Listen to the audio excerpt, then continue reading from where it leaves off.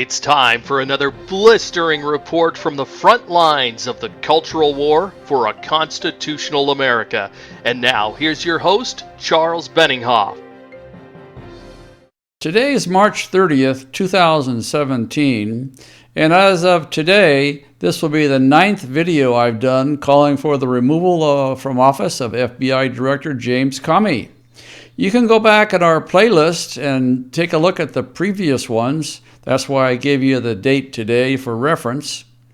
I think now that James Comey is far, far worse than J. Edgar Hoover ever was. I hope you will agree with me and take action, as I will explain in just a bit. But here goes our infuriating 9th Comey video.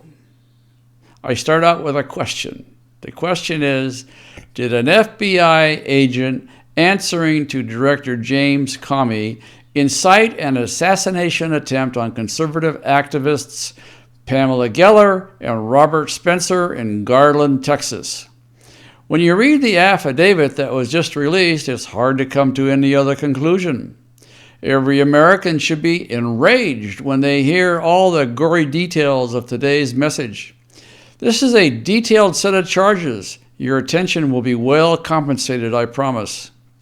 An undercover FBI agent working under James Comey appears to have incited a terrorist attack on U.S. soil, and not only that, but the agent was actually at the scene of the attack and fled the scene right after the two Muslim terrorists jumped out of their car with guns ablaze and started shooting at Geller and Spencer.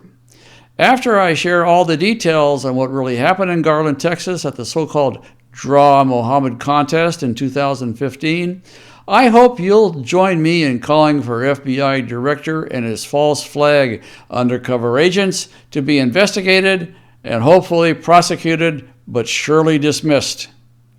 The FBI actually has a history of inciting assassinations of U.S. citizens like this, which I'll talk about in detail today, just passing over a few of them. I have to cover a little bit of history to set the stage for this story, though.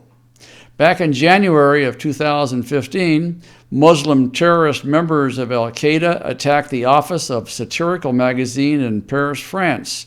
The magazine, which was called Charlie Hebdo, had its artist draw a cartoon rendering of Mohamud, the founder of Islam. At that attack, 12 civilians at Charlie Hebdo were killed, and 11 other people were wounded by these Muslim terrorists. The Muslim terrorists of Al-Qaeda and the Islamic State, otherwise known as ISIS or ISIL or IS, I don't know, it's like alphabet soup. Well, they all put out a warning that if anyone draws the Prophet Muhammad, Muslims would come and kill them, just like they did the journalists and artists at Charlie Hebdo. So in response to that threat, conservative activists Pamela Geller and Robert Spencer immediately organized the Draw Mohamud art contest, which was to be held in Garland, Texas. Geller and Spencer are both well-known critics of Islamic terrorism and the Obama administration's cozy ties to the Muslim Brotherhood and other terrorist groups, and they were quite loud in talking about them.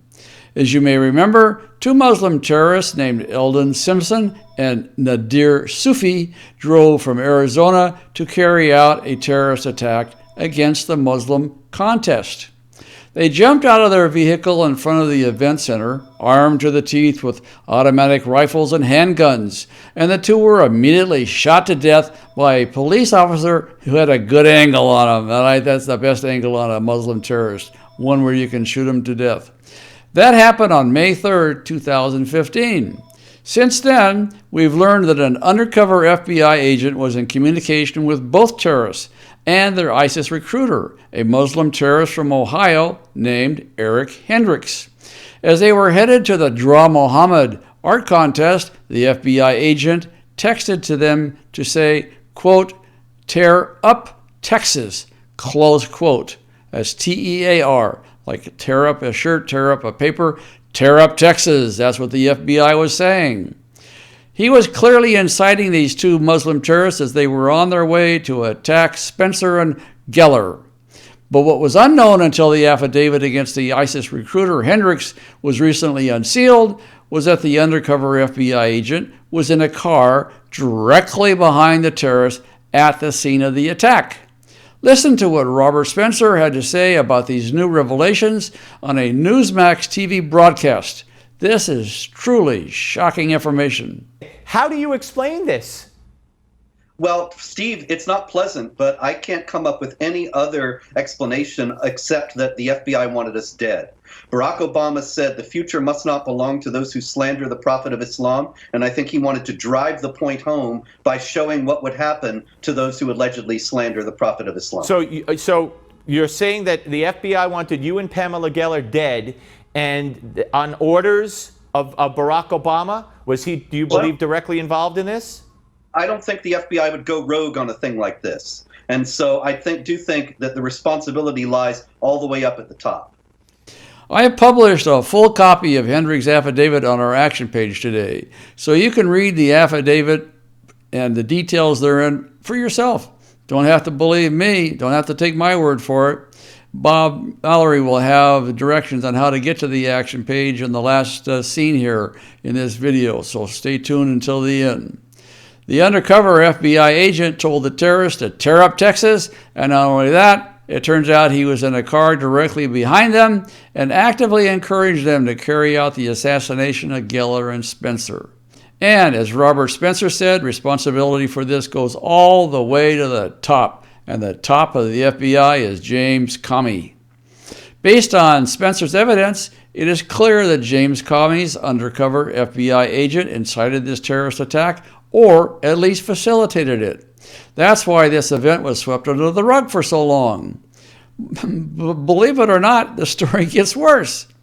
Take a look at this screenshot from a 60 Minutes broadcast on the FBI-facilitated assassination attempt on two patriotic American conservatives. This was taken from YouTube. This is a photograph also taken by an undercover FBI agent at the scene of the attack.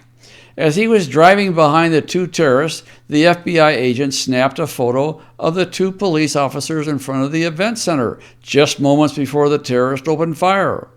And what did the FBI agent do after the terrorist opened fire on his fellow law enforcement officers in Garland, Texas? Well, I wished I could tell you that what he did was he jumped out of his car and provided covering fire on the Muslim terrorists, but no. If he had pulled over and shot at the terrorists, that might have been offered as a little bit of redemption in this awful story. But no. James Comey's FBI agent fled the scene at high speed, and he just skedaddled out of there. He skedaddled out of the terrorist attack that he himself incited. He drove off as the police officers in Garland were coming under automatic weapons fire from these two Muslim terrorists. The FBI agent even said that he was armed in his text messages to the terrorists as they were driving to the scene of the attack. So had he been an FBI agent in actuality, he could have defended those cops. This is shocking stuff, folks. But I guess we should not be that surprised, because the FBI has a long history of provoking attacks and getting people killed. A joke that you'll often hear is that the Ku Klux Klan has only 800 active members left in the United States. But half of them are FBI agents. In 2010, the FBI admitted that it gave defective bombs to the Portland Christmas tree bomber, the Wrigley Field bomber, and several other bombers. And look at the Oregon militia standoff that came to an end when militia leader Lavoy Finicum was shot and killed by the police in 2016. It turns out that the wildlife refuge that the militia had occupied was actually crawling with FBI agents who were participating in the crime.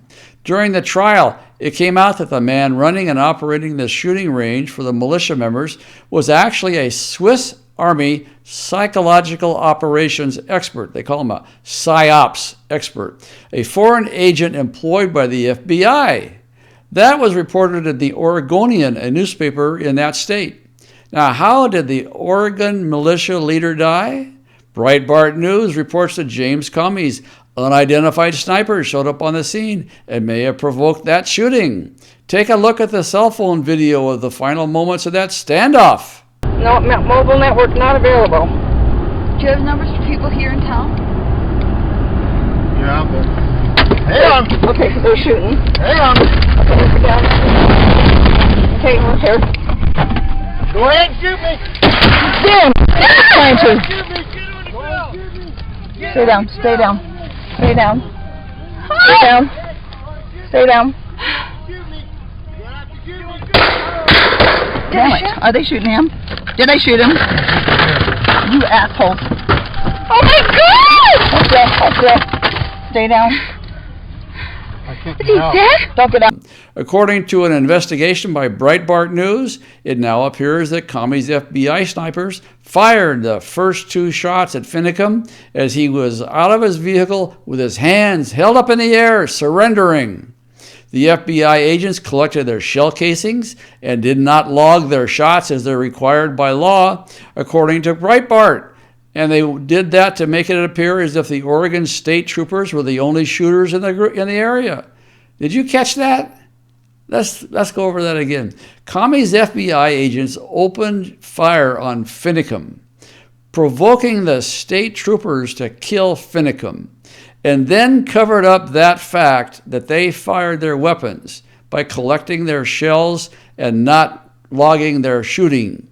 And then they vanished after leaving fake names with the local police. Again, that's also a violation of the law.